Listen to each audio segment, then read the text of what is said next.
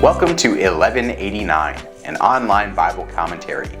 My name is Tyler Marston, and today we're taking a look at Numbers chapter 7. We've seen the people be counted and the terms for God's covenant laid out, and this chapter will show us the Israelites donating and giving gifts for use in the tabernacle. That's the holy tent that God commanded to be built in the second half of Exodus. But what's the point? Why build the tabernacle? Why give anything to the priests? Why should Israel follow all of these commands that God has given them? In the end, we'll see why.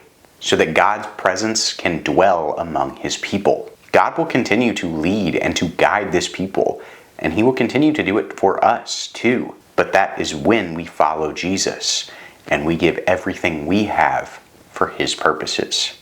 Now, on the day that Moses had finished setting up the tabernacle, he anointed it and consecrated it with all its furnishings, and the altar and all its utensils. He anointed them and consecrated them also. Then the leaders of Israel, the heads of their fathers' households, made an offering. They were the leaders of the tribes. They were the ones who were over the numbered men. Here we go backwards in time a little bit to the day Moses anointed and consecrated the temple, as told in Exodus 40. The leaders of the 12 tribes, the ones that were mentioned by name in Numbers 1, they come forth and bring an offering on behalf of each of their tribes. Now, these offerings are specifically going to be used in the service of the tabernacle, and they help get the sacrificial system off the ground, so to speak. When they brought their offering before the Lord, 6 covered carts and 12 oxen, a cart for every 2 of the leaders and an ox for each one, then they presented them before the tabernacle. Then the Lord spoke to Moses, saying, "Accept these things from them, that they may be used in the service of the tent of meeting, and you shall give them to the Levites, to each man according to his service." So Moses took the carts and the oxen and gave them to the Levites. 2 carts and 4 oxen he gave to the sons of Gershon, according to their service, and 4 carts and 8 oxen he gave to the sons of Merari, according to their service, under the direction of Ithamar, the son of Aaron the priest. But he did not give any to the sons of Kohath, because theirs was the service of the holy objects, which they carried on the shoulder.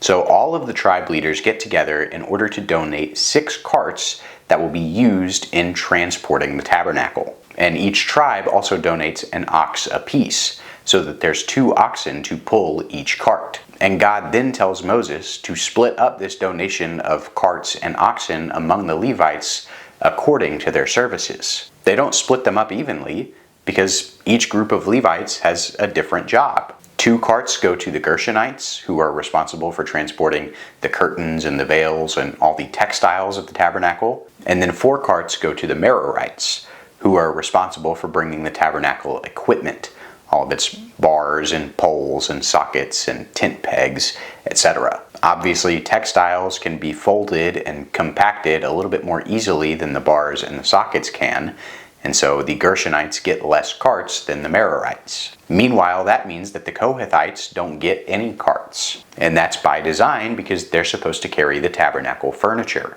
The Ark of the Covenant, the gold lampstand, the table, the altar of incense, and all the rest. Back in Exodus 25 through 30, we saw how each of these objects were built with poles in mind, so that the people could carry them on their shoulders. These are the most holy, most consecrated parts of the tabernacle, and so they deserve the most attention. And by the way, that's a detail that's going to be overlooked in 2 Samuel chapter 6. But God tells the Kohathites to carry these objects so that they will respect and honor them. Don't set them on a cart that's driven by a mindless ox that wasn't made in God's image. The leaders offered the dedication offering for the altar when it was anointed, so the leaders offered their offering before the altar. Then the Lord said to Moses, "Let them present their offering, 1 liter each day, for the dedication of the altar." And so giving the carts and the oxen was just the beginning. The consecration of the tabernacle kicks off a 12-day period, where each tribe will bring an offering of grain, of animals, and of precious metals. And what follows from verses 12 to 88 is a receipt of sorts. Every day, each leader brings their offering on behalf of the whole tribe. They each consist of a few dishes of silver and gold, a grain offering, and many animals for burnt, sin, and peace offerings. And they go in order of how the tribes are laid out in the camp, beginning with Judah and ending with Naphtali. And all the tribes give the same amount for their offering. There's no favoritism or partiality with God. No one's trying to bribe him. But it shows the importance of giving up our material possessions for God's purposes. We have been given what we have so that we can use it to bless others. And in this case, it allows God's presence to dwell among the people. And that is a blessing. Now when Moses went into the tent of meeting to speak with him, he heard the voice speaking to him from above the mercy seat that was on the ark of the testimony, from between the two cherubim, so he spoke to him.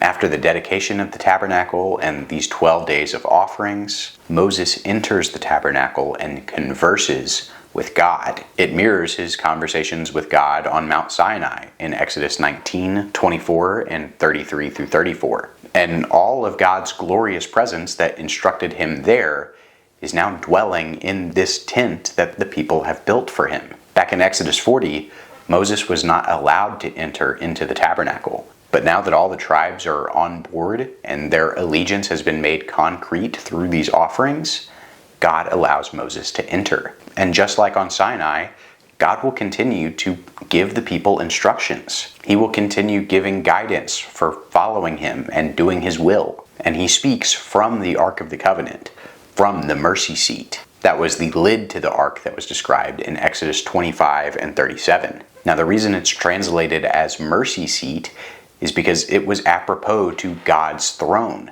This is where his spirit and his presence sat. He speaks from between the cherubim, a reference back to Genesis 3. There, the cherubim guarded the way to the tree of eternal life, preventing mankind from eating from it. But here, God's spirit of life is calling out through that separation. He's reaching down to humans, and he's making himself known to those who humble themselves and follow him. This chapter shows the leaders of Israel giving offerings to God, which proves their commitment to him and to his covenant. And everyone is working together. It's not just the job of the Levites or of the priests to take care of the tabernacle. Everyone has a responsibility to bear if they're to be a kingdom of priests. That means obeying God's standard of holiness.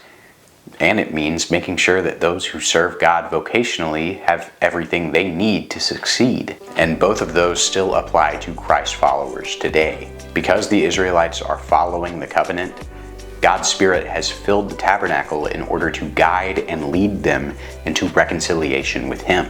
And for us, through Christ, we experience the same. God's Spirit guides and leads us from inside our own hearts. Thanks for watching 1189. I hope that you have a good day, and God bless.